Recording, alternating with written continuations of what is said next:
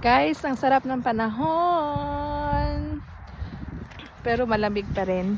Anyways guys, ang ganda talaga ng panahon ngayon. Pati negosyo maganda rin. Kaya kayo dyan na nanonood sa akin, mag-isip-isip na kayo.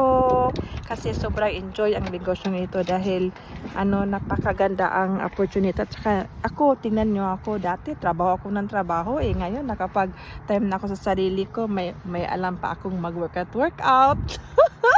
Kaya ganun talaga ang buhay. Kaya kung gusto mong mangarap na makapag-relax, kaya i-try mo yung mga bagay na hindi mo pa na-try. Kasi worth it naman kasi.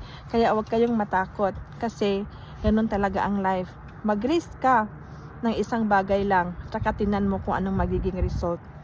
Tingnan nyo ako ngayon, di ba? Masaya ang life ko. No stress. Stay pretty lang. Charot. Bye.